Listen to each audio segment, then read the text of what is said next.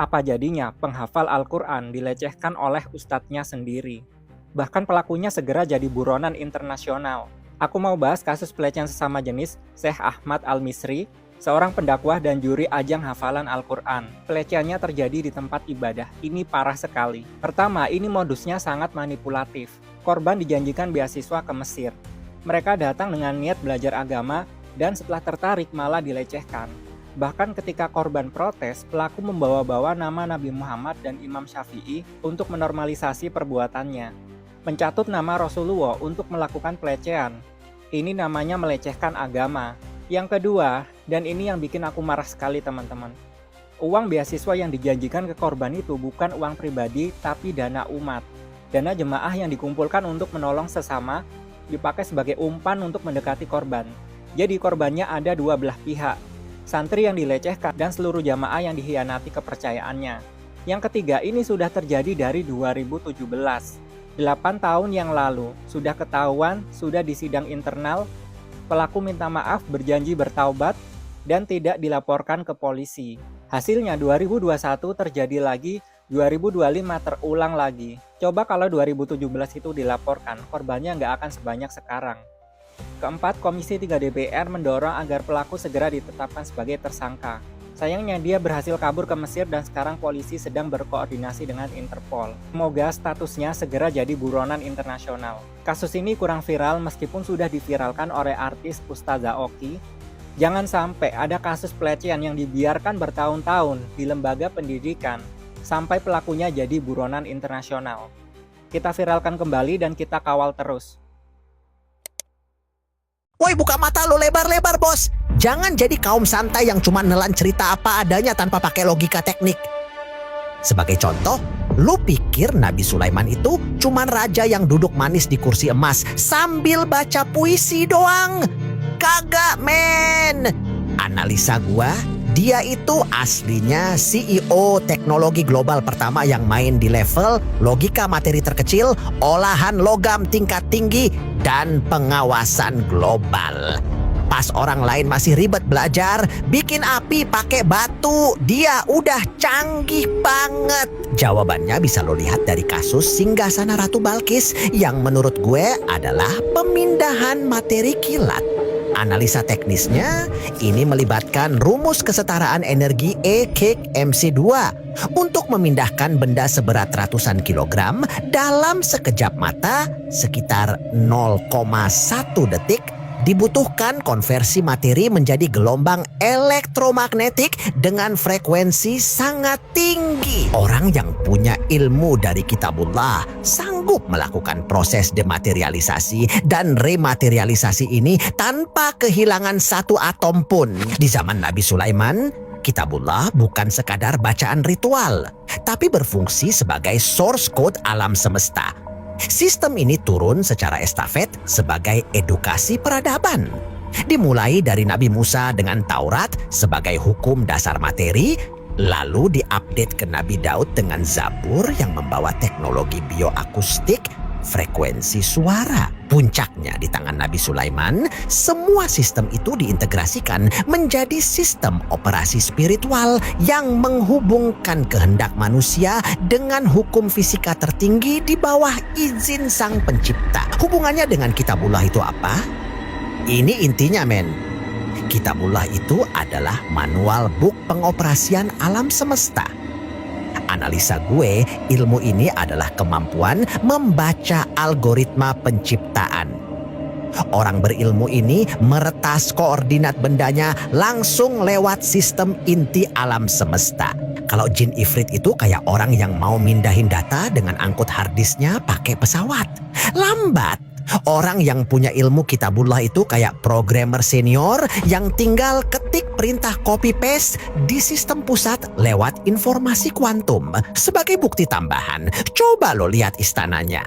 Lantai kristal yang bikin Ratu Balkis nyingsingkan kain gara-gara dikira air itu bukan kaca murah, bos. Analisa gue, itu adalah kristal padat dengan tingkat bening sempurna yang menggunakan prinsip optik geometris. Dengan indeks bias yang dikalibrasi sedemikian rupa terhadap cahaya matahari, lantai tersebut menciptakan ilusi kedalaman air. refraksi total. Dia juga punya akses ke lembah tembaga cair dengan sistem pipa tahan panas yang sanggup menahan suhu leleh tembaga di atas 1085 derajat Celcius, men. Nyambung ke soal komunikasi, Nabi Sulaiman juga master dalam olahan suara. Contohnya, lo pikir ngobrol sama semut itu cuma khayalan? Gua lihat dia bisa nerjemahin sinyal getaran semut yang berada pada frekuensi infrasonik di bawah 20 Hz. Secara matematis, beliau melakukan transformasi Fourier secara alami di otaknya untuk mengubah gelombang getaran mekanik semut menjadi informasi yang bisa dimengerti manusia. Ditambah lagi, dia memanfaatkan arus udara cepat dengan kecepatan lebih dari 200 km per jam buat logistik militer.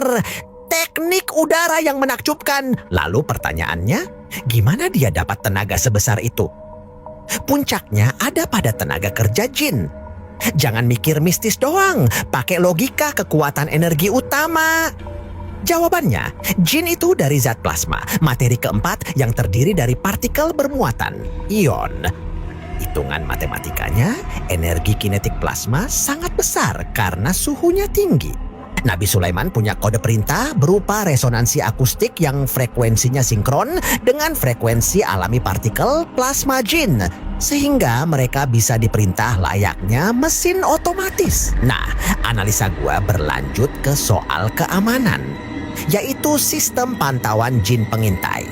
Jawabannya, beliau nempatin jin sebagai sensor yang bergerak pada kecepatan mendekati cahaya 300.000 km per detik. Dengan kecepatan ini, terjadi dilatasi waktu sesuai teori relativitas, memungkinkan mereka memantau seluruh penjuru bumi dalam waktu yang terasa sangat singkat bagi kita. Mereka ngirim sinyal balik ke Nabi Sulaiman lewat kiriman data batin, telepati data yang divalidasi secara instan oleh unit intelijen burung hudhud. Masuk ke soal operasional, ini yang bikin sistemnya menakjubkan. Sistem kerja 24 jam non-stop. Jin itu tidak butuh tidur karena mereka tidak punya metabolisme karbon. Analisa gua, Nabi Sulaiman ngatur mereka pakai sistem otomasi berbasis getaran. Beliau membagi kerja menjadi 3 shift berdurasi 8 jam. Dengan efisiensi kerja 100%, pembangunan yang normalnya butuh 10 tahun bisa selesai dalam hitungan bulan saja. Manajemen paling efisien di dunia. Hasil dari kerja non-stop itu, terciptalah sistem aliran air gurun. Jawabannya, karena dia punya sistem hidrolika tanah dalam. Beliau menggunakan prinsip Bernoulli untuk mengalirkan air dari akuifer bawah tanah yang letaknya ribuan meter di bawah tanah. Dengan menghitung perbedaan tekanan, air dipaksa naik ke permukaan tanpa bantuan listrik. Ini pengairan otomatis berbasis berat air dan tekanan yang bikin gurun jadi lumbung pangan dengan debit air yang stabil setiap detiknya. Dampaknya ke ekonomi, muncullah sistem ekonomi emas yang sangat kuat. Di zaman Sulaiman, emas melimpah sehingga harga-harga tidak gampang naik karena jumlah produksi barang berbanding lurus dengan jumlah emas yang beredar. Contohnya, dia ngelola tambang emas dengan teknik ekstraksi yang tingkat kemurniannya mencapai 99%. Ekonomi dia stabil karena berbasis aset fisik nyata, bukan sekadar angka di atas kertas. Kemakmuran total. Jangan pernah lo anggap mukjizat itu sebagai dongeng yang mustahil. Mukjizat itu sebenarnya adalah sains Tuhan yang belum sanggup dijangkau oleh otak manusia yang malas. Kalau kita gali lebih dalam, setiap kejadian menakjubkan di era Nabi dan Rasulullah itu selaras banget sama akal pikiran kita. Tuhan gak pernah nyuruh kita percaya buta, tapi dia nyuruh kita baca, teliti, dan berpikir. Mukjizat itu bukan buat ngilangin logika, tapi buat nunjukin kalau ada hukum alam yang jauh lebih tinggi yang nunggu buat ditemukan. Wow! Sebentar lagi, fenomena UFO dan alien bakal makin sering muncul dan bahkan mampir buat nyapa kita dari deket. Pertanyaannya, Bang, kok lu tahu? Tahu dari mana? Dengerin baik-baik. Ini bukan soal ramalan klinik, tapi soal baca pola. Pertama, lihat faktanya, Bray. File-file rahasia soal UFO dan alien sekarang udah resmi dibuka sama Mama Rika. Berpuluh-puluh tahun disembunyiin. Sekarang semua orang bisa akses file-file itu dengan bebas di website resminya. Mirip banget polanya kayak pas file-file Mamang Jeprot Epstein dibuka. Mereka sengaja kasih lihat biar kita mulai ngebatin. Oh, jadi beneran ada ternyata ya? Kedua, lihat sinkronisasinya. Film soal alien yang judulnya ini juga bakal tayang Juni tahun ini. Coba lu pikir pakai logika sederhana. Kenapa file rahasianya dibuka dan film besarnya tayang di tahun yang sama? Cile ngebut amat. Ini bukan kebetulan, Bray. Terlalu terstruktur soalnya. Ini adalah strategi buat ngebias otak seluruh penduduk bumi. Sekaligus deklarasi kalau mereka itu nyata. Tujuannya apa? Biar kita terbiasa. Mereka lagi nanam benih di bawah sadar kita. Biar pas kedatangan aslinya beneran terjadi, kita udah kagak nolak. Udah kagak histeris. Dan otak kita udah siap. Rasanya itu seperti lu sering lihat Menara Eiffel di Google. Pas lu beneran nyampe di Paris, lihat aslinya, lu gak bakal lari ketakutan. Tapi malah takjub. Wah, ini dia nih yang digambar Google kemarin. Inilah teknik normalisasi. Mereka lagi nyiapin mentalitas kita biar sesuatu yang luar biasa jadi sesuatu yang biasa aja. Tapi hati-hati, Bray. Di balik rasa takjub itu, biasanya ada agenda besar yang ngikut. Pas kita udah nggak aneh dan nerima, disitulah sistem baru mereka bisa masuk dengan gampang tanpa perlawanan dari massa. Kita lagi diajak buat open-minded, tapi jangan sampai open banget, sampai otak kita jatuh keluar. Gua kasih tahu ini biar lu nggak kagetan. Ingat, di dalam Matrix, apapun yang dipublikasikan secara masif itu pasti ada tujuannya. Kita semua, satu Indonesia harus tetap tenang dan tetap di frekuensi tinggi. Tapi dengerin gue baik-baik, Bray. Kalau nanti lu lihat ada piring terbang seliweran di langit, pesan gue cuma satu. Jangan langsung percaya. Jangan langsung sujud syukur atau malah lari ketakutan sampai ngompol. Kalau seandainya, nih misal ya, yang jadi alien atau UFO itu ternyata dari mereka juga, itu gimana? Bisa jadi itu cuma rancangan mereka? Alias proyek CGI di dunia nyata buat ngetes mental kita? Coba bayangin skenarionya. Tiba-tiba ada berita UFO nyerang kota A atau kota B. Lu panik kan? Lu takut kan? Nah, disitulah jebakannya. Energi ketakutan lu, Bray. Itu makanan empuk buat mereka panen. Kalau lu belum paham soal makanan-makanan yang gue bilang ini, lu bisa tonton video gue yang judulnya Manusia Adalah Makanan. Pas lu udah lemes ketakutan, lu bakal teriak, "Tolong, Pak Eli, tolong, selamatin kita dari alien jahat itu." Dan disitulah komedinya dimulai. Mereka nanti bakal gaya-gayaan jadi pahlawan, pakai senjata canggih buat nyerang balik itu UFO. Padahal yang jadi aliennya mereka, yang jadi pahlawannya juga mereka. Ya Allah, lucu. Ibarat kata, mereka yang bikin api, mereka juga yang datang bawa belangwir. Ujung-ujungnya lu bakal makin manut sama aturan baru mereka. Atas nama keamanan bumi. Pinter ya? Ya pinter lah, namanya juga sutradara dunia. Rombongannya dejali-jali. Jadi tugas kita ngapain, Bang? Gampang, Bray. Kita jangan ikut-ikutan histeris. Pas itu pertunjukan dimulai, gue saranin lu sedia jagung rebus, kacang goreng, sama sekutang anget. Kita duduk manis aja di teras rumah. Kita tonton layar tancap terhebat dan termahal sepanjang masa ini. Kita liatin aja kelakuan mereka sambil berkata, "Walah, ini toh adegan di film yang Juni kemarin tayang." Intinya, Bray, jangan kasih energi ketakutan lu ke mereka. Kita tetap di frekuensi santai dan sadar. Biarkan dunia luar sibuk sama dramanya. Kita tetap fokus bangun diri dan jaga vibrasi Indonesia. Jangan sampai lu kena prank level galaksi cuma gara-gara lu kurang dapet info daging bebek kayak gini. Dan dibalik itu semua, gue mau negesin satu hal. Kita di sini tetap berdiri tegak di atas tanah air. Gue pribadi dukung pemerintah Indonesia. Dan sayang sama pemimpin tertinggi kita, Bapak Prabowo Subianto. Kita titipkan keamanan fisik negara ini sama Bapak. Jaga kami, Pak. Biarkan kami di sini fokus di frekuensi tinggi dan tenang. Tujuannya cuma satu, Pak. Biar kebangkitan spiritual bangsa Indonesia terus berlanjut sampai ke level tertinggi. Kita ini bangsa hebat. Bangsa yang punya sejarah besar. Dan Indonesia Emas 2045 itu bukan cuma slogan. Tapi kepastian yang bakal terjadi kalau kita semua sudah bangun dan tetap di dalam vibrasi positif. Kita kawal bareng dari sisi kesadaran. Sementara para pemimpin kita bantu kawal dari sisi kedaulatan. Indonesia jaya, Indonesia makmur. Gue minta tolong banget buat dukung pergerakan ini. Caranya simpel, pencet tombol-tombol baik yang ada di kanan layar lo. Save, repost, dan wajib komen minimal emot apa kek. Kenapa harus komen, Bray? Karena makin banyak komen, bobot video ini di mata sistem bakal naik drastis. Video ini bakal meledak dan nyebar ke seluruh penjuru Indonesia. Percaya sama gua, ini penting, Bray. Biar saudara-saudara kita di pelosok sana kagak gampang dipanen ketakutannya. Kita gaskan bareng-bareng. Ayo bangun. Biar suara ini kedengeran sampai ujung warkop di dekat rumah lo. Terima kasih. Dan rahasia penciptaan. Dia membawa pulang ilmu tentang matematika murni, arsitektur suci, dan frekuensi alam semesta. Tapi disinilah masalahnya muncul. Tahu tidak? Pengetahuan itu seperti pisau bermata dua. Idris mengajarkannya untuk kebaikan. Tapi manusia. Kamu tahu bagaimana sifat kita. Pengetahuan tentang bintang diubah menjadi navigasi untuk penaklukan. Pengetahuan tentang logam diubah menjadi senjata pemusnah. Dan matematika suci, itu diubah menjadi algoritma untuk mengendalikan sesama manusia. Bayangkan sebuah dunia di mana setiap orang memiliki akses ke energi bebas yang diajarkan Idris, namun mereka justru menggunakannya untuk membangun menara yang mencoba menantang langit. Mereka mulai merasa tidak butuh lagi pada Sang Pencipta karena mereka merasa sudah memegang source code alam semesta. Disinilah benih kiamat pertama ditanam. Ketika pengetahuan yang seharusnya mendekatkan kita pada Tuhan, justru dijadikan alat untuk menggantikannya.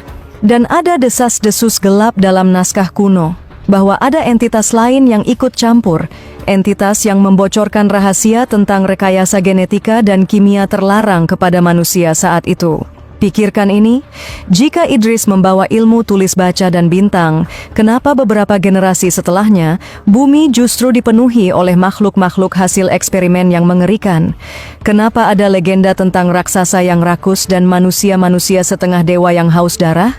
Dengar baik-baik, kita tidak sedang bicara soal dongeng, kita sedang bicara soal dosa genetik, sesuatu yang sangat gelap, yang membuat bumi harus dicuci sebersih-bersihnya.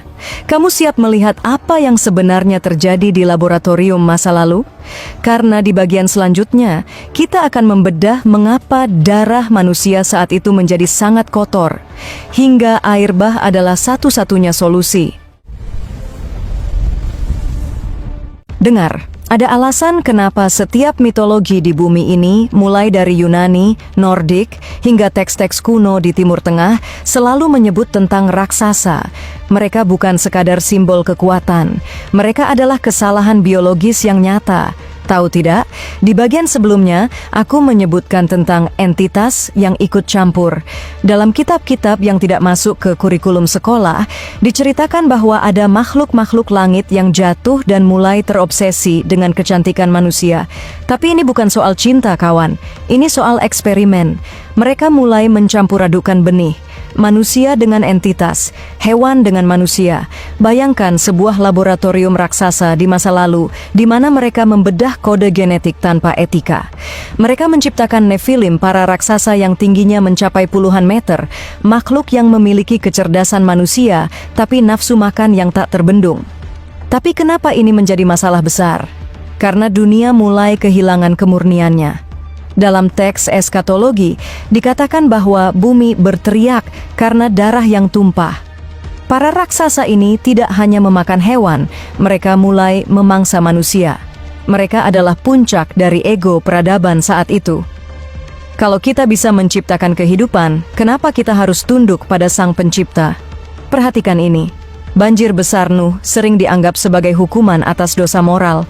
Tapi bagaimana jika banjir itu sebenarnya adalah biological reset, operasi pembersihan total untuk menghapus virus genetik yang sudah mencemari hampir seluruh makhluk hidup di bumi? Nuh diperintahkan untuk membawa hewan berpasang-pasang. Tapi coba pikirkan ini dengan logika The Guardian of Secrets. Apakah itu benar-benar hewan fisik di dalam kapal kayu? Ataukah itu adalah bank sperma dan sel telur dari spesies yang masih murni DNA-nya? Sebuah bahtera yang menyimpan blueprint asli kehidupan sebelum semuanya rusak. Dan disinilah bagian yang paling mengerikan. Coba lihat dunia kita hari ini. CRISPR, rekayasa genetika, percobaan cloning, hingga ambisi untuk menggabungkan manusia dengan mesin, transhumanisme. Bukankah pola ini sangat familiar? Kita sedang berdiri di pintu laboratorium yang sama dengan orang-orang sebelum banjir Nuh.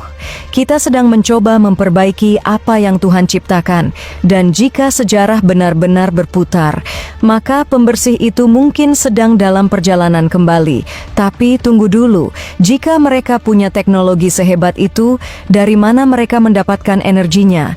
Tidak ada kabel, tidak ada tiang listrik di reruntuhan kuno.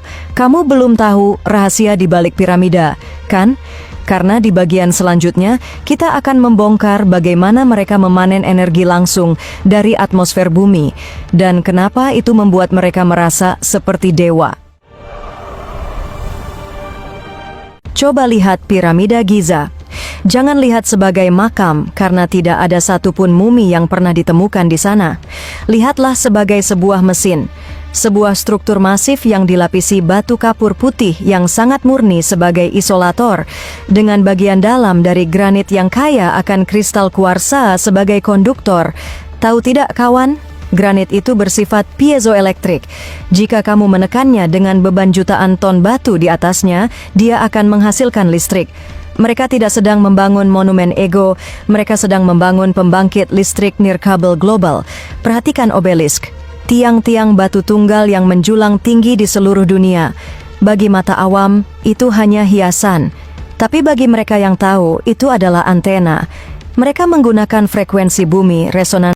Gue mau jelasin, apa itu vibrasi?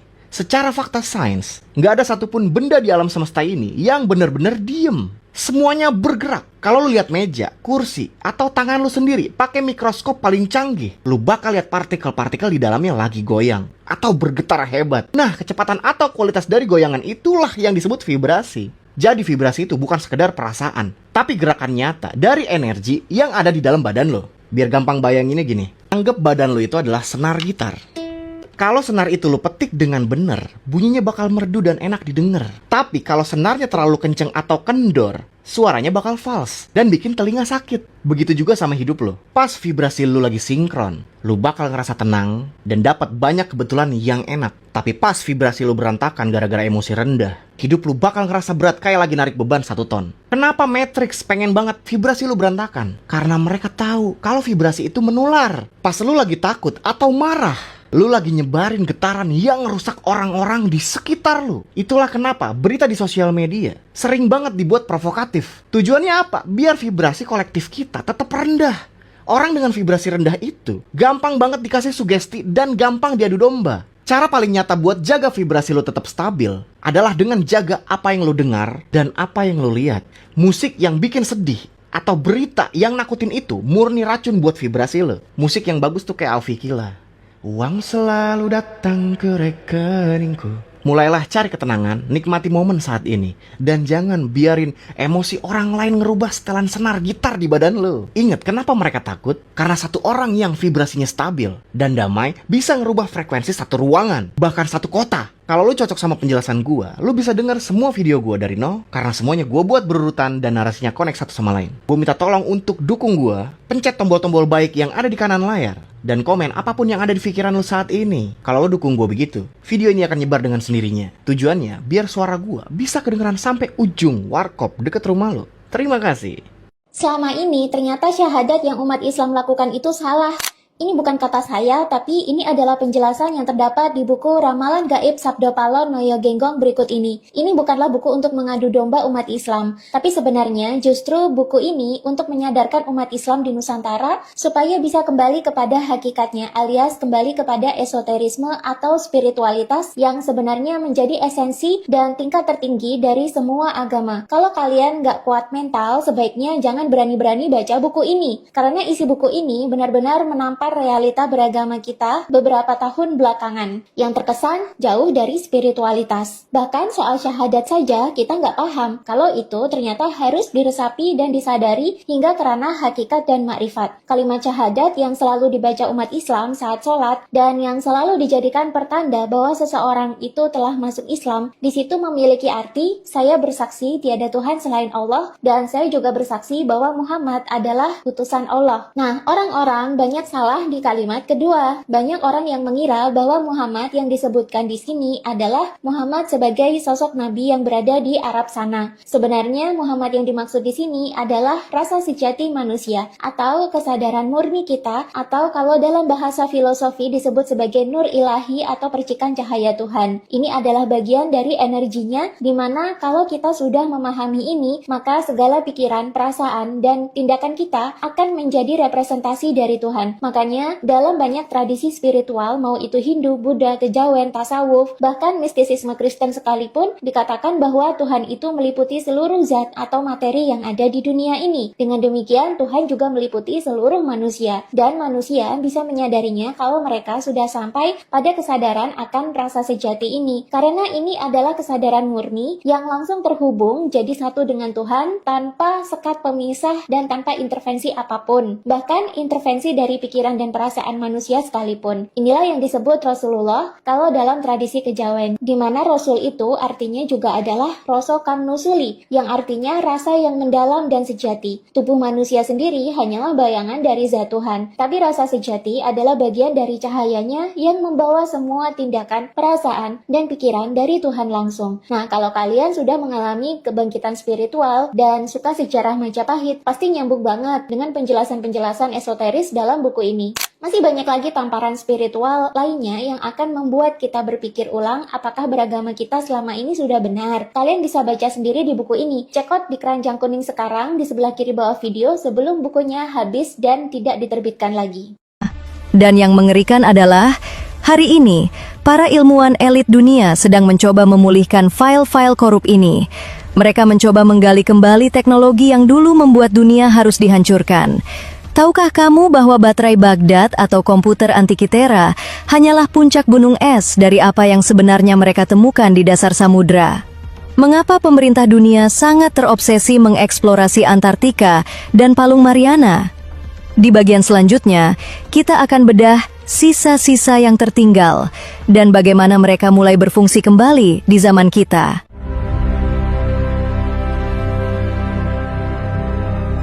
Dengar ini baik-baik.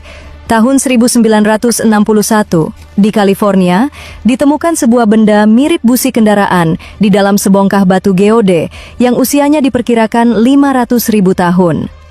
Bagaimana mungkin sebuah mesin ada sebelum manusia resmi diciptakan? Itu bukan kesalahan alam, kawan. Itu adalah komponen dari jaringan energi yang gagal dihancurkan oleh banjir Nuh. Atau lihatlah komputer Antikythera. Sebuah perangkat perunggu dengan puluhan roda gigi yang bisa menghitung posisi bintang dan gerhana dengan akurasi digital. Masalahnya, benda ini dibuat di zaman yang katanya cuma mengenal pedang dan perisai. Rahasia besarnya adalah Antikythera hanyalah sebuah remote control sederhana dari sistem yang jauh lebih masif yang kini terkubur di bawah sedimen laut terdalam. Pernahkah kamu bertanya-tanya, mengapa semua negara besar di dunia, Amerika, Rusia, China, tiba-tiba sangat terobsesi dengan Antartika? Mengapa ada zona larangan terbang di sana? Di bawah lapisan es yang mulai mencair itu, sistem sedang mengekspos kembali pusat data kaum terdahulu. Mereka tidak mencari minyak, kawan. Mereka sedang mencari server utama. Ada laporan rahasia bahwa di beberapa peninggalan kuno ditemukan kristal yang masih menyimpan muatan data. Para elit dunia sedang mencoba melakukan data recovery. Mereka mencoba menyambungkan teknologi kita yang masih bayi ini ke dalam sistem mata satu milik peradaban sebelum Nuh. Mereka ingin membangkitkan kembali hantu-hantu digital yang dulu membuat Allah murka. Setiap kali kamu melihat logo teknologi modern yang terinspirasi dari simbol kuno, itu bukan sekedar estetika. Itu adalah tanda bahwa mereka sedang mencoba melakukan sinkronisasi. Mereka ingin melanjutkan apa yang sempat terhenti saat air bah datang. Tapi, ada satu hal yang mereka lupakan. Jika kamu mencoba menjalankan software yang mengandung virus yang sama yang pernah menghancurkan sistem sebelumnya, apa menurutmu hasilnya akan berbeda kali ini? Kawan, kita tidak sedang bergerak maju. Kita sedang berputar kembali ke titik kehancuran yang sama. Perhatikan baik-baik perilaku kita hari ini. Kecanduan layar, manipulasi genetik, kesombongan teknologi. Bukankah ini terasa seperti deja vu global? Di bagian selanjutnya, saya akan berikan peringatan keras. Mengapa generasi Z adalah target utama dari banjir versi modern?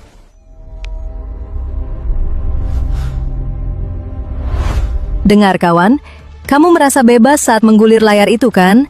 Tapi coba pikirkan ini, mengapa cloud computing disebut awan? Kenapa mereka menggunakan istilah atmosfer untuk menyimpan data kita? Karena mereka sedang membangun kembali Menara Babel, sebuah menara yang tidak dibuat dari batu, tapi dari data. Sebuah ambisi untuk menyatukan seluruh pikiran manusia ke dalam satu kesadaran kolektif yang bisa dikontrol. Kaum terdahulu dihancurkan karena mereka mencoba melampaui batas kemanusiaan. Mereka ingin menjadi abadi melalui manipulasi genetik. Dan lihat kita sekarang, kita menyebutnya transhumanism. Kita ingin menanam chip di otak, kita ingin menggabungkan kesadaran kita dengan AI. Kita sedang melakukan data recovery terhadap dosa-dosa kaum Ad. Kita sedang memulihkan virus yang dulu harus dibersihkan dengan banjir global. Dulu, mereka sombong karena bisa membelah gunung dengan frekuensi. Sekarang, kita sombong karena bisa membelah atom dan memanipulasi realitas lewat layar. Polanya identik, kawan. Kesombongan teknologi selalu diikuti oleh kekosongan jiwa. Dan ketika jiwa sudah kosong, sistem akan mulai mengirimkan tanda-tanda error. Apakah kamu tidak merasakannya? Depresi massal, kecemasan global, rasa tidak aman meskipun kita punya segalanya. Itu adalah sinyal bahwa sistem ini sedang menuju crash. Kita adalah generasi yang dipilih untuk menyaksikan reboot ini. Kita diberikan akses ke semua pengetahuan masa lalu, tapi kita terlalu sibuk dengan hiburan yang melalaikan. Mereka ingin kita tetap tertidur saat banjir versi modern ini mulai naik. Kali ini, banjirnya adalah kontrol total. Banjir di mana kamu tidak akan bisa membeli atau menjual, bicara atau berpikir, tanpa seizin mata satu. Jangan salah paham, sejarah tidak berulang karena kebetulan. Sejarah berulang karena kita tidak pernah benar-benar belajar. Kita hanya mengganti kapak batu dengan smartphone, tapi kesombongan yang ada di dalamnya tetap sama. Dan jika peradaban yang jauh lebih kuat dari kita saja bisa dihapus dalam satu malam, apa yang membuatmu merasa kita akan selamat kali ini? Kawan, waktunya hampir habis. Pasir di jam digital ini sudah mulai menipis. Tapi tenang, masih ada satu cara untuk keluar dari sistem yang akan dihapus ini. Nuh punya bahteranya, lalu apa yang kita punya? Di bagian selanjutnya, bagian terakhir dari pengungkapan ini, saya akan tunjukkan padamu cara membangun bahtera internal sebelum tombol delete ditekan kembali. Apakah kamu siap untuk selamat?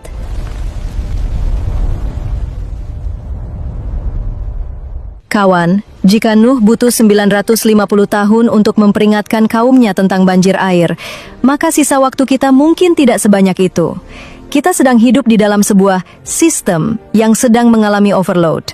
Data sudah terlalu korup, kebencian, kesombongan, dan keinginan manusia untuk menjadi Tuhan sudah mencapai ambang batas yang diizinkan. Para elit sedang sibuk membangun bunker di Selandia Baru atau merencanakan koloni di Mars. Mereka pikir mereka bisa membangun bahtera fisik untuk melarikan diri dari pembersihan ini.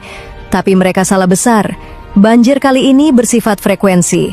Kamu tidak bisa lari ke planet lain jika jiwamu masih terhubung dengan server yang sama yang akan diformat ulang. Lalu, bagaimana cara membangun bahtera kita? Caranya bukan dengan kayu gopher, kawan, tapi dengan disconnecting. Putuskan sambungan jiwamu dari narasi kebencian dan ketergantungan digital yang berlebihan.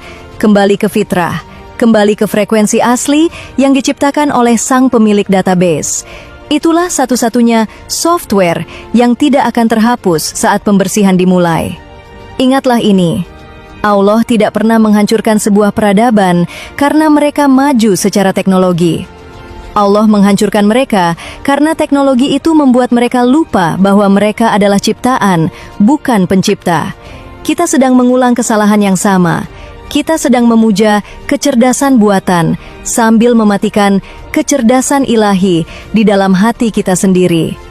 Banjir Nuh adalah sebuah pesan yang tertunda, sebuah peringatan bahwa tidak ada database yang abadi di tangan manusia. Setiap kali kita mencoba meretas batas langit, sistem akan melakukan hard reset. Dan hari ini, indikatornya sudah menunjukkan warna merah.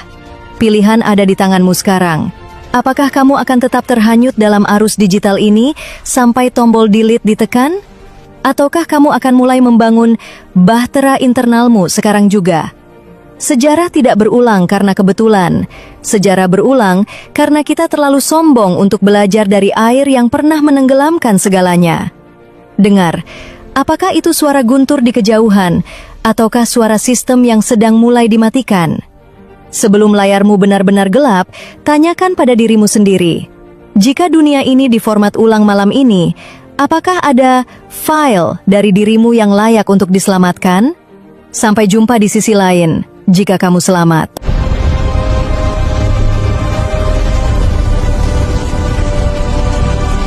Teman-teman, dengerin instruksi gue. Taruh HP lo di tangan kiri lo sekarang. Udah? Sekarang, tangan kanan lo taruh di dada. Tepat di atas jantung lo. Udah? Gunakan jempol tangan kiri lo buat pencet tombol follow akun ini sekarang. Kenapa bang? Karena setelah ini kita mau berdoa bareng-bareng buat semua jiwa yang udah mutusin buat satu saf di akun ini. Sebentar, gue jelasin dikit aja. Kenapa lo wajib follow? Biar gampang dinalar. Sebuah pergerakan besar gak akan pernah jalan kalau motor penggeraknya mencar-mencar. Dan lo harus tahu, gelombang kebangkitan kesadaran global ini bakal bangkit dan meledak dari negara kita tercinta, Indonesia. Baru setelah itu nular ke negara lain. Lo yang nonton video ini dipilih sama semesta buat jadi bagian dari sejarah pergerakan hebat ini. Jadi begitu mahakarya ini gue luncurkan, wadah kita udah kokoh dan kita bisa gerak bareng-bareng. Ingat, jaga energi. Kalau belum follow, klik dulu. Kalau udah, mari kita lepas semua beban batin dan kita doa bareng-bareng satu Indonesia. Sekalian gue ajarin rahasia berdoa dari kacamata kesadaran yang bener. Biar langsung kontan dikabulkan Tuhan semesta alam. Lu harus berani memaksa batin lu untuk menganggap semua hal yang belum terjadi sudah terwujud secara nyata hari ini. Cuma itu kuncinya. Oke, ikutin perintah gue. Tangan kanan tetap di dada. Dengarkan getaran suara gue. Setiap bayangan yang lewat di pikiran lo, rasakan dengan penuh emosi dan perasaan yang hebat. Sekarang pejamkan mata kalian, rileks dan dengerin suara gua. Bismillahirrahmanirrahim. Aku izinkan dan aku lepaskan semua energi buruk yang menyumbat dadaku selama ini. Aku maafkan diriku dan aku ampuni semua kesalahan orang lain mulai hari ini. Aku bersih, wadah batin purnamaku siap, dan aku siap menerima aliran rezeki baru. Ya Tuhan, terima kasih sudah memperlihatkan masa depanku yang penuh dengan kemakmuran. Terima kasih sudah melunasi seluruh hutang riba ini sampai akar-akarnya. Terima kasih sudah menggerakkan hati orang lain untuk membayar hutang-hutangnya kepadaku dengan mudah. Terima kasih hari ini aku sudah menempati rumah yang bagus, aman, tenang, dan nyaman. Terima kasih aku sudah berpenghasilan minimal 10 juta setiap minggunya secara konsisten. Terima kasih sekarang mobil impian yang selama ini ada di galeri HP aku sudah terparkir di depan rumah. Terima kasih engkau sudah dekatkan pasangan terbaik pilihanmu untuk mendampingi jiwaku. Terima kasih atas izinmu, buah hati yang kami nantikan sudah hadir melengkapi kebahagiaan ini. Terima kasih Tuhan, hidupku kini penuh dengan kelimpahan, keselamatan dan kedamaian batin. Terima kasih atas surga dunia yang kau tumpahkan ke dalam dadaku hari ini. Terima kasih aku sudah sehat, sempurna secara jasmani dan rohani. Terima kasih segala penyakit dan kecemasan di mentalku sudah kau angkat dan kau normalkan kembali hari ini. Bayangkan uang datang teman-teman. Rasakan aliran uang itu mengalir deras masuk ke dalam rekening dan dompet lo. Datang dengan cara yang sangat mudah. Bahkan tanpa upaya yang melelahkan. Datang dari arah yang tak terduga-duga. Membawa keberkahan dan kebaikan yang melimpah. Terima kasih ya Tuhan. Kini aku sudah menjadi donatur sedekah paling banyak di antara seluruh keluarga besarku. Terima kasih sudah memberikan skenario hidup yang seindah ini. Terima kasih ya Tuhan. Dan terakhir, ya Tuhan, khusus hari ini, berikan aku kejutan atau surprise instan sebanyak 3 kali. Alhamdulillahirabbil alamin. Sekarang buka mata kalian secara perlahan. Terima kasih teman-teman sudah mau merunduk dan berdoa bareng. Dalam hukum spiritual, doa yang diaminkan secara massal lebih dari 40 orang yang satu frekuensi, niscaya akan dikabulkan secara kontan oleh Tuhan Yang Maha Esa. Maka dari itu, untuk mengunci getaran doa kita hari ini, besok gua akan resmi meluncurkan satu buah mahakarya agung untuk membangkitkan kesadaran Indonesia. Sebuah lagu luar biasa yang sengaja gua rakit berjudul Jaga Energi. Ayo follow akun ini sekarang, pasang reminder di HP lu, dan sampai jumpa besok di jalur frekuensi yang sama. Insya Allah pukul 11:11 waktu Indonesia Barat. Tumpahin semua amin doa lu di kolom komentar sekarang. Biar doa video massal ini meledak fungsinya dan menjangkau ratusan ribu jiwa lainnya. Sampai jumpa besok di YouTube Dawan X. Ayo kita bangun dan ayo jaga energi.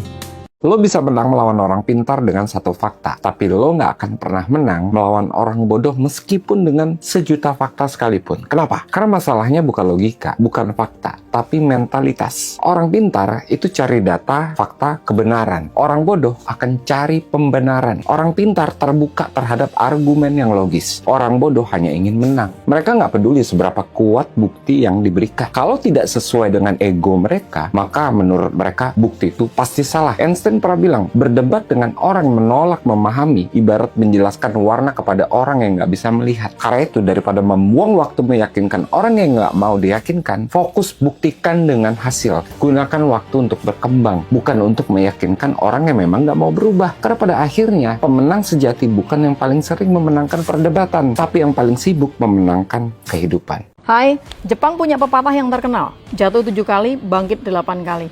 Dulu di Kyoto ada seorang anak muda yang belajar membuat mangkok teh. Dia miskin, tangannya kasar, dan setiap hari dia cuma punya satu mimpi. Suatu hari karyanya bisa dilihat oleh banyak orang.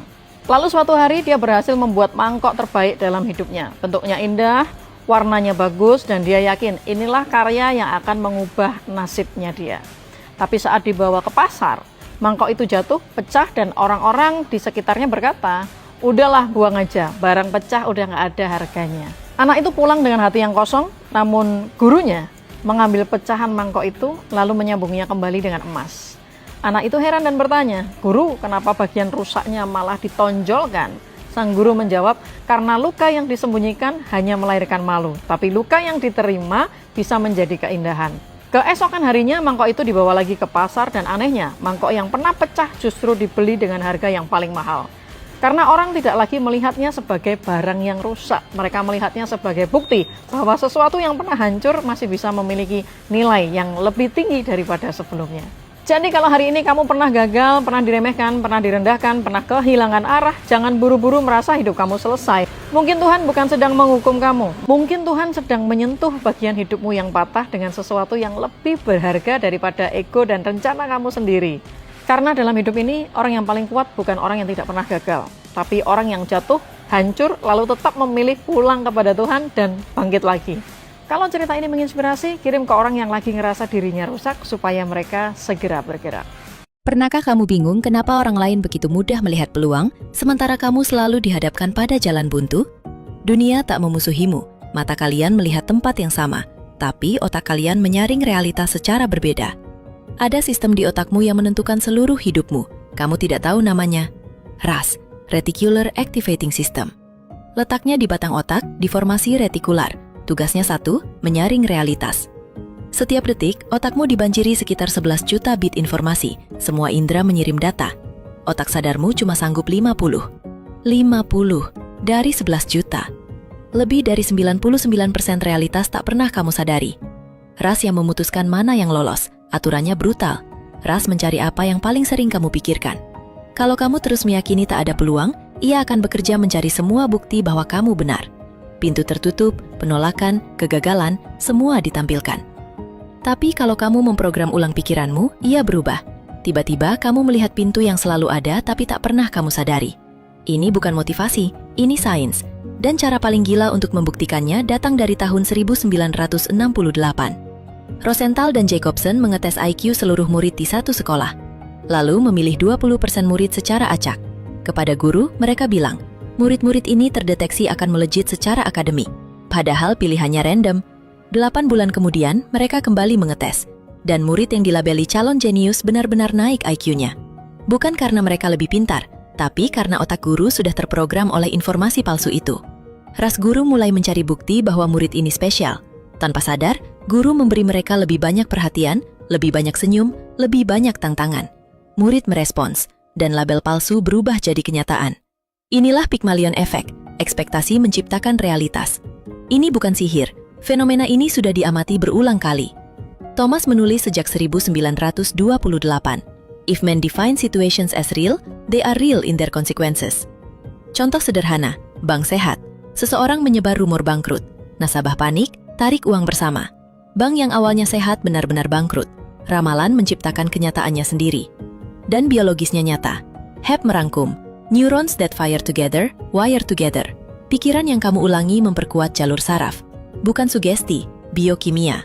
Saat kamu mengubah cara berpikirmu, kamu memprogram ulang RAS, memperkuat jalur saraf baru, mengubah biokimia otak. Bukan alam semesta yang berubah, otakmu lah yang akhirnya melihat apa yang selalu ada di depan mata. Teman-teman, dengerin instruksi gue. Taruh HP lo di tangan kiri lo sekarang. Udah? Sekarang, tangan kanan lo taruh di dada. Tepat di atas jantung lo. Udah? Gunakan jempol tangan kiri lo buat pencet tombol follow akun ini. Sekarang. Kenapa bang?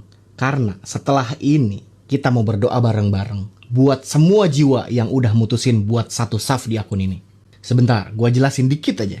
Kenapa lo wajib follow? Biar gampang dinalar. Sebuah pergerakan besar nggak akan pernah jalan kalau motor penggeraknya mencar-mencar. Dan lo harus tahu, gelombang kebangkitan kesadaran global ini bakal bangkit dan meledak dari negara kita tercinta, Indonesia. Baru setelah itu, nular ke negara lain. Lo yang nonton video ini, dipilih sama semesta buat jadi bagian dari sejarah pergerakan hebat ini. Jadi, begitu mahakarya ini gue luncurkan, wadah kita udah kokoh dan kita bisa gerak bareng-bareng. Ingat, jaga energi. Kalau belum follow, klik dulu. Kalau udah, mari kita lepas semua beban batin dan kita doa bareng-bareng satu Indonesia. Sekalian gue ajarin rahasia berdoa dari kacamata kesadaran yang benar. Biar langsung kontan dikabulkan Tuhan semesta alam. Lu harus berani memaksa batin lu untuk menganggap semua hal yang belum terjadi sudah terwujud secara nyata hari ini. Cuma itu kuncinya. Oke, ikutin perintah gue. Tangan kanan tetap di dada. Dengarkan getaran suara gue. Setiap bayangan yang lewat di pikiran lo, rasakan dengan penuh emosi dan perasaan yang hebat. Sekarang pejamkan mata kalian, rileks dan dengerin suara gua. Bismillahirrahmanirrahim. Aku izinkan dan aku lepaskan semua energi buruk yang menyumbat dadaku selama ini. Aku maafkan diriku dan aku ampuni semua kesalahan orang lain mulai hari ini. Aku bersih, wadah batin purnamaku siap, dan aku siap menerima aliran rezeki baru. Ya Tuhan, terima kasih sudah memperlihatkan masa depanku yang penuh dengan kemakmuran. Terima kasih sudah melunasi seluruh hutang riba ini sampai akar-akarnya. Terima kasih sudah menggerakkan hati orang lain untuk membayar hutang-hutangnya kepadaku dengan mudah. Terima kasih hari ini aku sudah menempati rumah yang bagus, aman, tenang, dan nyaman. Terima kasih aku sudah berpenghasilan minimal 10 juta setiap minggunya secara konsisten. Terima kasih sekarang mobil impian yang selama ini ada di galeri HP aku sudah terparkir di depan rumah. Terima kasih engkau sudah dekatkan pasangan terbaik pilihanmu untuk mendampingi jiwaku. Terima kasih atas izinmu, buah hati yang kami nantikan sudah hadir melengkapi kebahagiaan ini. Terima kasih Tuhan, hidupku kini penuh dengan kelimpahan, keselamatan dan kedamaian batin. Terima kasih atas surga dunia yang kau tumpahkan ke dalam dadaku hari ini. Terima kasih aku sudah sehat, sempurna secara jasmani dan rohani. Terima kasih segala penyakit dan kecemasan di mentalku sudah kau angkat dan kau normalkan kembali hari ini. Bayangkan uang datang teman-teman. Rasakan aliran uang itu mengalir deras masuk ke dalam rekening dan dompet lo. Datang dengan cara yang sangat mudah. Bahkan tanpa upaya yang melelahkan. Datang dari arah yang tak terduga-duga. Membawa keberkahan dan kebaikan yang melimpah. Terima kasih ya Tuhan. Kini aku sudah menjadi donatur sedekah paling banyak di antara seluruh keluarga besarku. Terima kasih sudah memberikan skenario hidup yang seindah ini. Terima kasih ya Tuhan. Dan terakhir, ya Tuhan, khusus hari ini, berikan aku kejutan atau surprise instan sebanyak 3 kali. Alhamdulillahirabbil alamin. Sekarang buka mata kalian secara perlahan. Terima kasih teman-teman sudah mau merunduk dan berdoa bareng. Dalam hukum spiritual, doa yang diaminkan secara massal lebih dari 40 orang yang satu frekuensi, niscaya akan dikabulkan secara kontan oleh Tuhan Yang Maha Esa. Maka dari itu, untuk mengunci getaran doa kita hari ini, besok gua akan resmi meluncurkan satu buah mahakarya agung untuk membangkitkan kesadaran Indonesia. Sebuah lagu luar biasa yang sengaja gua rakit berjudul Jaga Energi. Ayo follow akun ini sekarang, pasang reminder di HP lo, dan sampai jumpa besok di jalur frekuensi yang sama. Insya Allah pukul 11:11 waktu Indonesia Barat. Tumpahin semua amin doa lu di kolom komentar sekarang. Biar doa video massal ini meledak fungsinya dan menjangkau ratusan ribu jiwa lainnya. Sampai jumpa besok di YouTube Dawan X. Ayo kita bangun dan ayo jaga energi.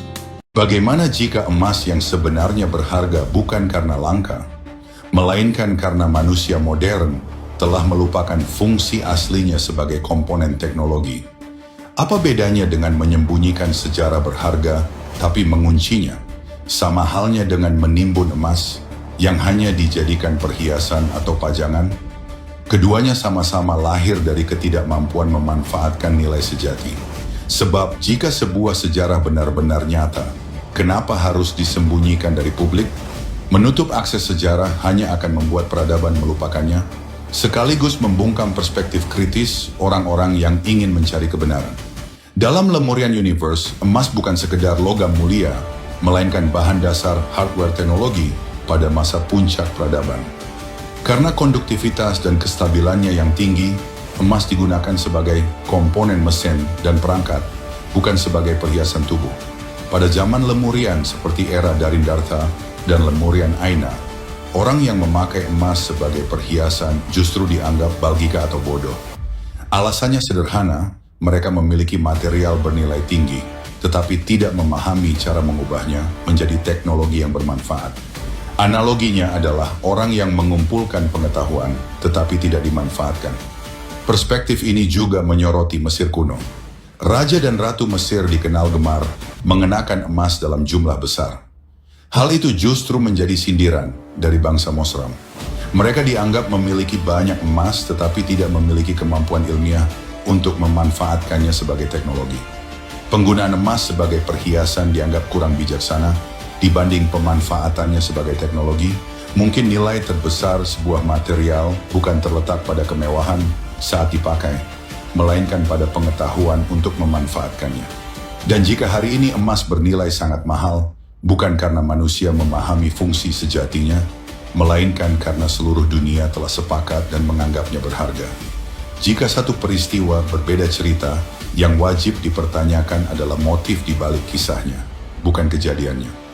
Ketika narasi saling berseberangan, selain menguji secara ilmiah, terlebih dahulu dengarkanlah bisikan nurani.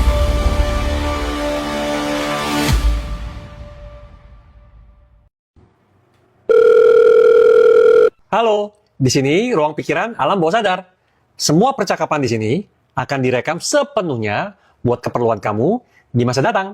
Tolong dong, ilangin isi pikiranku yang selalu takut dan khawatir sama masa depan. Oke, note. Saya rekam ya. Kamu selalu takut dan khawatir akan masa depan. Loh. Bukan kayak gitu. Saya hanya mau kasih tahu bahwa saya itu selalu khawatir dan takut akan masa depan. Nah, kan kamu tahu, tugasku adalah merekam semua data yang masuk. Jadi aku tidak tahu apakah itu data imajiner atau tidak. Karena bagiku, semua itu adalah data yang sangat nyata. Jadi, aku harus gimana dong? Mulai hati-hati dengan perkataanmu. Karena setiap kata yang kamu ucap perlahan akan menjadi program yang kuat di otakmu. Emangnya kata-kata bisa sekuat itu ya? Bisa banget. Otakmu punya kemampuan neuroplasticity. Sarafmu akan membentuk jalur memori yang baru berdasarkan pikiran yang kamu ulang-ulang terus setiap harinya. Jadi maksudnya rasa takutku bisa makin kuat kalau terus aku pikirin. Tepat. Bagian otakmu yang bernama amigdala akan menganggap semua pengulangan itu sebagai sinyal yang sangat penting untuk disimpan dan diprioritaskan. Pantes aja sekarang malah badanku udah mulai nggak enak, susah tidur, lambung sering kumat, terus napas jadi deg-degan. Tubuhmu itu connect loh dengan isi pikiranmu. Jadi tubuhmu nggak bakal santai kalau isi pikiranmu penuh dengan ancaman, ketakutan, kekhawatiran. Jadi tubuhmu dalam mode darurat terus. Jadi aku harus stop bilang khawatir tentang masa depan gitu? Betul, otakmu nggak tahu kalau ini cuma bercanda atau cuma keluhan. Otakmu hanya tahu ini adalah pengulangan, dan pengulangan ini akan membentuk identitas dirimu. Lalu, saya mesti ngomong apa? Mulailah berkata, mengucap syukur kepada Tuhan. Tuhan, terima kasih buat hidupku hari ini. Tuhan, terima kasih buat masa depanku yang penuh dengan harapan. Terima kasih Tuhan, Engkau menjaga masa depanku penuh dengan gilang gemilang. Sesimpel itu ya? Justru pengulangan yang sederhana diucapkan dengan penuh emosi itu yang membentuk jalur saraf memori baru, neuroplasticity, paling cepat, paling kuat di otakmu. Kenapa mengucap syukur bikin hati lebih plong, lebih tenang? Karena saat kamu mulai mengucap syukur, otak mulai mengurangi mode ancaman di tubuhmu dan aktifin rasa aman serta harapan. Saya mulai ngerti sekarang. Ingat ini ya, apa yang terus kamu ucapkan ulang-ulang akan direkam di pikiran alam bawah sadarmu, dan itu bisa menjadi arah hidupmu. Oke, kalau gitu, mulai hari ini, saya mau lebih jaga ucapan saya, karena bisa masuk ke pikiran alam bawah sadar saya. Tahukah kamu, dalam Al-Quran, nama Isa disebut 25 kali, sedangkan nama Muhammad hanya 4 kali. Menarik bukan? Kitab yang diwahyukan kepada Muhammad justru lebih banyak menceritakan Isa Al-Masih. Isa disebut lahir dari perawan Maryam, tanpa ayah, berbicara sejak bayi, menyembuhkan orang buta dan lepra, bahkan menghidupkan orang mati, semuanya dengan izin Allah. Dan Al-Quran sendiri berkata, namanya Al-Masih Isa putra Maryam, terkemuka di dunia dan di akhirat, dan termasuk orang-orang yang didekatkan. Sementara Muhammad, tidak ada kisah kelahirannya dalam Al-Quran. Tidak disebut memiliki mukjizat pribadi, hanya disapa sebagai rasul pembawa wahyu. Jika kita membaca Al-Quran dengan jujur, Isa tampil luar biasa. Lahir ajaib, memiliki kuasa ilahi, dan disebut sebagai kalimatullah dan ruh dari Allah. Lalu mengapa kitab yang turun kepada Muhammad justru lebih banyak meninggikan Isa? Al-Quran menegaskan, Allah mengangkatnya kepadanya. Sedang kepada Muhammad, surat Muhammad dikatakan, engkau akan mati, dan mereka pun akan mati. Isa masih hidup di sisi Allah. Muhammad telah wafat di bumi, dan hanya Isa yang disebut terkemuka di dunia dan di akhirat, di dunia. Mungkin Al-Quran sedang meninggalkan jejak bahwa Isa bukan sekadar nabi, melainkan kalimat dan roh Allah yang membawa kehidupan bagi dunia. Sesungguhnya dia Isa menjadi tanda bagi datangnya kiamat. Az-Zukhruf bab 3 bersabda. Namun Al-Quran juga berkata, tiada yang mengetahui hari kiamat selain Allah. Jika hanya Allah tahu akhir zaman, tetapi Isa disebut tanda kedatangannya, maka kesimpulannya jelas. Isa memiliki pengetahuan dan peran ilahi. Dialah tanda hidup yang akan kembali di akhir zaman. Agama asli orang Sunda justru tidak diakui sebagai agama di tanahnya sendiri. Namanya Sunda Wiwitan. Sunda Wiwitan adalah jalan spiritual paling tua orang Sunda. Hidup jauh sebelum Hindu, Buddha, dan Islam masuk ke Nusantara. Ia lahir dari tanah, gunung, hutan, dan cara hidup masyarakat Sunda. Ajarannya tidak dibawa oleh penaklukan, tidak disebarkan dengan pedang, dan tidak dibangun lewat kekuasaan politik. Ia hidup tenang, membumi, dan menyatu dengan alam. Dalam Sunda Wiwitan, Tuhan dikenal sebagai Sang Hyang Kersa, atau Nu Maha Kawasa, kehendak agung yang menghidupi semesta. Tuhan tidak dipersonifikasikan, tidak digambarkan, dan tidak diperdebatkan. Ia dihayati lewat laku hidup, menjaga keseimbangan, menghormati leluhur, dan hidup selaras dengan alam. Namun sejarah tidak ditentukan oleh kedalaman ajaran, melainkan oleh siapa yang menang secara politik. Kerajaan Sunda, termasuk Pajajaran, pada akhirnya kalah dan runtuh. Setelah itu kekuasaan di Nusantara didominasi oleh kerajaan-kerajaan Islam. Agama yang dibawa oleh penguasa otomatis menjadi agama resmi, terstruktur, dan diwariskan ke sistem pemerintahan berikutnya. Sementara Sunda Wiwitan, yang tidak memiliki ambisi kekuasaan dan tidak membangun institusi politik agama, tertinggal dalam sejarah resmi. Bukan karena salah, tetapi karena tidak berkuasa. Ketika Indonesia merdeka, negara mewarisi pola lama. Agama-agama yang memiliki kerajaan, kitab, dan struktur politik di masa lalu dianggap agama. Sementara ajaran leluhur yang kalah dan tidak berkuasa dicatat sebagai kepercayaan. Inilah sebab sesungguhnya mengapa Sunda Wiwitan tidak diakui sebagai agama. Bukan karena ajarannya lemah, tetapi karena ia kalah dalam sejarah kekuasaan. Padahal secara spiritual Sunda Wiwitan sangat dalam. Ia mengajarkan sili asah, sili asih, sili asuh, tidak mengajarkan kebencian, tidak memusuhi alam, dan tidak memaksa keyakinan. Fokusnya bukan surga dan neraka, melainkan kehidupan yang tidak merusak sesama dan semesta. Sunda Wiwitan adalah spiritualitas yang tenang, tua, dan matang. Ia tidak berisik, tidak agresif, dan justru karena itulah ia mudah disingkirkan oleh sejarah yang ditulis oleh para pemenang.